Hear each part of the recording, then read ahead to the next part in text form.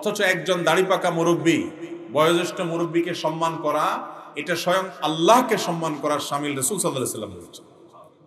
ঠিক একইভাবে ওলামাদের সম্মান করার মর্যাদায় দেওয়ার এত গুরুত্ব। কোন আলেমদেরকে সম্মান করবেন বলেন? কোন দলের আলেমদেরকে? আলেম তো বিভিন্ন গ্রুপ আছে, তাই না? বিভিন্ন দলের আলেম আছে না? এক এক গ্রুপের আলেম, এক এক মতের আলেম, এক এক পথের আলেম। কোনগুলোর সম্মান করবেন বলেন? এটি একটা বড় জটিলতা। আলেম বলতে সব দল, সব গ্রুপ মনে করে আমার গ্রুপের গুলার সম্মান করতে পারে, বাকিগুলা 14 গোষ্ঠী উদ্ধার করা যাবে। ব্যাপারটা কি এরকম? যে ব্যক্তি কোরআন এবং হাদিসের ইলম রাখে এবং তার ইলম অনুযায়ী সে আমলও করে, এতটুকু জিনিস তার মধ্যে আছে, এই আলেমকে সম্মান করতে হবে। তিনি যদি আমার মতের সাথে তার কোনো কারণে দ্বিমত হয়, ভিন্ন মত থাকে, শাখাগত কোনো বিষয়ে মৌলিক কোনো বড় কোনো আকীদাগত ডিফেক্ট বা সমস্যা না থাকে, তাহলে তাকে সম্মান করা আমার জন্য আবশ্যক। কারণ আমি ব্যক্তি আলেমকে সম্মান করছি সেটা না, মূলত তার ইলমের কারণে তাকে সম্মান করছি। ঠিক না বেঠিক? যে মুসলমান কোন আলেম তালেব ইলমকে সম্মান করে, আল্লাহ রাব্বুল আলামিন ওই ব্যক্তিকে এর জন্য ইবাদতের সওয়াব দেন। কোন আলেমকে সম্মান করা ইবাদত। কি কাজ ভাই? ইবাদত। নবী করিম সাল্লাল্লাহু আলাইহি সাল্লামের একটা হাদিস আছে, সেই হাদিসে তিনি বলেছেন আল্লাহকে সম্মান করার অংশ হলো একজন বৃদ্ধ মানুষকে সম্মান করা। এটা তো এখন দুনিয়া থেকে উঠে গেছে আস্তে আস্তে। যুবকরা এখন নিজেরাই স্বয়ং সম্পূর্ণ। মুরব্বীদের সম্মান করার কালচার এখন মুসলমানদের থেকে বিদায় হয়ে গেছে। ওলামায়ে কেরাম যারা কোরআন বহন করেন, হাদিস বহন করেন, কোরআনের ইলম বহন করেন, যাদের ইলম অনুযায়ী আমল আছে, সে মানুষগুলো হলেন আল্লাহর সবচেয়ে প্রিয় বান্দা, আল্লাহর কাছে সবচেয়ে শ্রেষ্ঠ বান্দা। হাদিস আপনাদের সবারই মুখস্থ আছে, কিন্তু হাদিস কতটা মনের ভেতরে ধারণ করতে পেরেছি আমরা, সেটাই বড় প্রশ্ন। আল উলামা ওয়ারাসাতুল আম্বিয়া, যারা আলিম তারা নবীগণের ওয়ারিস। তারা নবীগণের কি ভাই? ওয়ারিস, মানে উত্তরাধিকার। বাপ যেরকম সন্তান রেখে যায়, নবীগণ রেখে গেছেন আলেমদেরকে। নবীরা রেখে গেছেন রাজ্জান কাদেরকে? আলেমদেরকে। এই জন্য একজন মুসলমান আলেমকে সম্মান করা, এটা তার জন্য ওয়াজিব, আবশ্যক। না করলে গুনাহ হবে। নবী করিম সাল্লাল্লাহু আলাইহি সাল্লাম বলেছেন যে লাইসা মিন্না, ওই ব্যক্তি আমার উম্মত নয়, তাকে আমি উম্মত বলে পরিচয় দিব না যে ব্যক্তি আমাদের আলেমদের হক, অধিকার, সম্মান বুঝলো না, এই সেন্স যার নাই, সে আমার উম্মত হতে পারে না। নবী করিম সাল্লাল্লাহু আলাইহি সাল্লাম আরো বলেছেন ফাদলুল আলিমি আলাল আবিদি কাফাদুলিল কামারি আলা সাইরিল কাওয়াকিবি। পূর্ণিমার চাঁদের রাতে যেরকম অন্যান্য তারকার উপরে চাঁদটার উজ্জ্বলতা আলাদা বোঝা যায়, বিশাল বড় তারকাগুলো ছোট ছোট থাকে, তোমাদের সাধারণ আবেদ যারা ইবাদত গুজার ভালো মানুষ নেকামল করে, তাদের চাইতে আলেমদের মর্যাদা হলো ওই চাঁদের মর্যাদা যেরকম তারকার চাইতে বেশি, সেরকম সাধারণ মানুষের মাঝে নবী সাল্লাল্লাহু আলাইহি ওয়াসাল্লামের মর্যাদা যেরকম, একইভাবে সমাজের সাধারণ আবেদ, ইবাদত গুজার, মুত্তাকি, পরেজগার মানুষের তুলনায় আলেমদের মর্যাদা সেরকম বেশি। আল্লাহ তাআলা সার্টিফিকেট দিচ্ছেন কোরআনে, ইন্নামা ইয়াখশাল্লাহা মিন ইবাদিহিল উলামা। আল্লাহকে ভয় করে শুধুমাত্র আল্লাহর বান্দাদের মধ্যে কারা মূলত ভয়টা করে, শুধু বলতে তারাই প্রকৃত অর্থে ভয়টা করে। সাধারণ মানুষ আল্লাহকে এতটা চিনে না, আলেমরা যতটা চিনেন। কোরআন এবং হাদিসের ইলম যাদের আছে তারা যতটা চিনেন আল্লাহকে, এই জন্য আল্লাহর প্রতি ভয়টা তাদের অনেক বেশি থাকে। কোন আলেমের ভিতরে যদি আল্লাহর ভয় না থাকে, তাহলে সে নামকা ওয়াস্তে আলেম, সে কোরআন বর্ণিত এই আসল আলেম না। আল্লাহ তাআলা বলেছেন ইয়ারফাইল্লাহুল্লাযীনা আমানু মিনকুম, তোমাদের মধ্য থেকে যারা ঈমানদার, এদের মর্যাদা বেঈমানদের চাইতে আল্লাহর কাছে অনেক বেশি। ওয়াল্লাযীনা উতুল ইলমা দারাজাত, আর যাদেরকে আল্লাহ ইলম দিয়েছেন কোরআন হাদিসে, এদের মর্যাদা অনেক বেশি।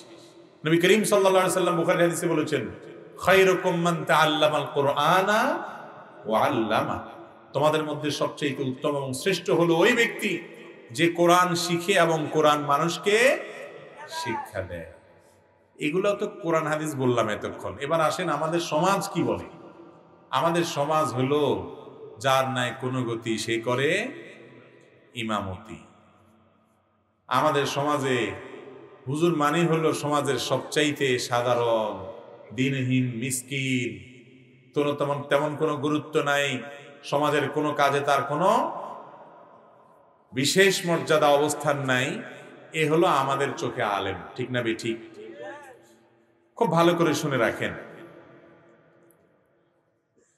অনেক মানুষ আছে যাদের মর্যাদা সময় মতো বোঝা যায় না। আপনি যখন দুনিয়াতে কোনো জায়গায় এমন কোনো জায়গায় যাবেন যেই জায়গায় হয়তো প্রভাবশালী আসল যারা গুরুত্বপূর্ণ ব্যক্তিত্ব তাদের পরিচয় আপনার জানা নাই, আপনি তাদেরকে কেয়ার করবেন না, এটাই স্বাভাবিক। ঠিক না? আপনার এলাকায় নতুন ওসি সাহেব হয়ে আসছে, আপনি চিনেন না, সিভিলে আছে, আপনি হয়তো অন্যজনের মতো তার সাথেও ধাক্কাধাক্কি করে বাসে উঠবেন বা তার সাথে বাজারে ড্যাম কেয়ার করে চলাফেরা করবেন, হয়তো দু চারটা শব্দ বকাঝকা দিয়েও ফেলতে পারেন কোনো কারণে। কিন্তু যখন পরিচয় জানবেন যে এই লোক আপনার এলাকার ওসি সাহেব হয়ে আসছে, তখন কিন্তু আপনি একটু ঘুরে ছুড়ে নড়ে চড়ে বসবেন, কারণ ভালো হোক আর মন্দ হোক পাওয়ার এই বেটারই হাতে। ঠিক না বেঠিক? ঠিক একইভাবে দুনিয়ার এই জীবনটা খুবই সংক্ষিপ্ত ভাই। এখানে আলেমদের এমন কোনো দাপট দেখেন না, মাতবরি সর্দারি নেই, কেউ গুরুত্ব দেয় না। কিন্তু যখন কিয়ামত কায়েম হবে, দুনিয়ার সমস্ত মাতবররা যখন কাপড় চোপড় খোলা অবস্থায় দাঁড়ায় থাকবে, কাপড় চোপড় খোলা অবস্থায় দাঁড়ায় থাকবে, জানেন তো কিয়ামতের দিনে এই ঠাট বাট পোশাক আশাক কিছু থাকবে না, কিন্তু আল্লাহ সব খুলে ফেলবে। জানেন না? রাসূল আকরাম সাল্লাল্লাহু আলাইহি ওয়াসাল্লামের কথা, আমার কথা, সব বিবস্ত্র হয়ে উঠবে। দুনিয়ার চুরি ডাকাতি দুর্নীতি লুটতরাজ এগুলা করে যত সম্পদ কামাইছে সব খুলে রেখে চলে যেতে হবে। আম্মা জান আয়েশা রাদিয়াল্লাহু আনহা বলেছেন, ইয়া রাসূলুল্লাহ, পুরুষরা না হয় বুঝলাম একসাথে সব বিবস্ত্র, কিন্তু নারীরা তাদের মধ্যে থাকলে তাদের অবস্থা কেমন হবে? নবী করিম সাল্লাল্লাহু আলাইহি ওয়াসাল্লাম বলেছেন, আয়েশা, সেদিনকার ভয়াবহতা এমন হবে যে কেউ কারোর দিকে তাকানোর সুযোগ হবে না। ওই দিনে যখন আল্লাহ তাআলা আরশের নিচে ভিআইপি প্যান্ডেলে লক্ষ লক্ষ আল্লাহর প্রিয় বান্দারা, আরশের নিচে ছায়াপ্রাপ্ত 7 শ্রেণীর মানুষদের যখন আল্লাহ জায়গা দিবেন, তখন ওই নেতারা সব কাপড় চোপড় ফালায়া কিয়ামতের ময়দানে দৌড়তে থাকবে, ইয়া নাফসি করতে থাকবে। শুধু নেতা নয়, অনুসারী সহকারে যারা আল্লাহর পরিচয় জানে নাই। ওই দিন মৌলভী সাহেবদের পাওয়ার টের পাওয়া যাবে। যে মুসলমান কোন আলেম তালেব ইলমকে সম্মান করে, আল্লাহ রাব্বুল আলামিন ওই ব্যক্তিকে এর জন্য ইবাদতের সওয়াব দেন। কোন আলেমকে সম্মান করা ইবাদত। কি কাজ ভাই? ইবাদত। নবী করিম সাল্লাল্লাহু আলাইহি সাল্লামের একটা হাদিস আছে, সেই হাদিসে তিনি বলেছেন, আল্লাহকে সম্মান করার অংশ হলো একজন বৃদ্ধ মানুষকে সম্মান করা। এটা তো এখন দুনিয়া থেকে উঠে গেছে আস্তে আস্তে। যুবকরা এখন নিজেরাই স্বয়ং সম্পূর্ণ।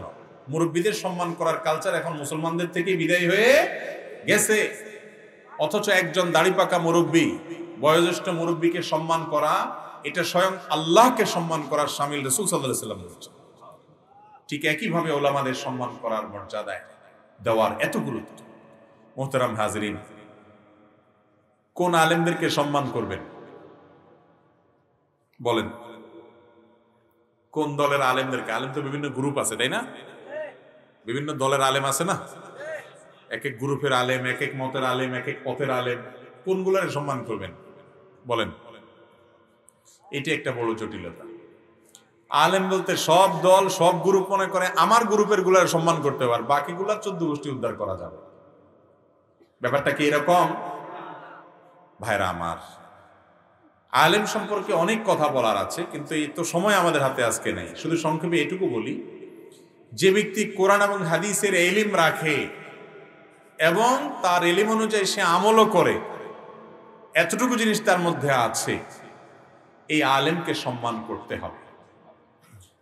তিনি যদি আমার মতের সাথে তার কোনো কারণে দ্বিমত হয়, ভিন্ন মত থাকে, শাখাগত কোনো বিষয়ে মৌলিক কোনো বড় কোনো আকীদাগত ডিফেক্ট বা সমস্যা না থাকে, তাহলে তাকে সম্মান করা আমার জন্য আবশ্যক, কারণ আমি ব্যক্তি আলেমকে সম্মান করছি সেটা না, মূলত তার এলেমের কারণে তাকে সম্মান করছি। ঠিক না ঠিক? কিন্তু আজকাল সব গ্রুপের লোকেরা সেই গ্রুপের হুজুরদেরকে আলেমদেরকে সম্মান করে, বাকিদেরকে সম্মান করে না। আল্লাহ তাআলা আমাদেরকে ওলামাদের সম্মান করার তৌফিক নসিব করুন। আলেমদের সম্মান করবেন তো ইনশাআল্লাহ। এখানে একটা মাদ্রাসা আছে, যে মাদ্রাসার তরফ থেকে, বড় আউলিয়া দারুস সুন্নাহ নুরানী হাফিজিয়া মাদ্রাসার তরফ থেকে মাহফিল, এই মাদ্রাসায় আপনাদের সন্তানদেরকে ভর্তি করাবেন, এলাকাবাসীরা করাবেন তো ইনশাআল্লাহ। আপনাদের আদরের সন্তানদেরকে এই মাদ্রাসায় এনে ভর্তি করাবেন এবং এই শিক্ষার্থীদেরকে কোরআন হাদিসের শিক্ষা দিবেন। নাকি মাদ্রাসা পড়ালে ভাত পাবে না? কোনটা? ভাত পাবে না? ভাত আসলেও পায় না, পোলাও খাইতে গেতে বেচারারা চাইয়া চিন্তিয়া নিতে হয়, ভাই দুইটা সাদা ভাত আসেনি। ঠিক না ঠিক? আহা, এটা করলে তো আরেক কথা কবেন তো হরাইয়া খানা, মানুষের খানা খান, আল্লাহর রাস্তিয়া খানা খান। ভাইরে, আল্লাহর রাস্তিয়া ইয়া কি জানি পরের খানা সবাই খায়, হুজুররা খায় সম্মানেরটা, আর অহুজুররা খায় হলো জোর করে মাস্তানি করে।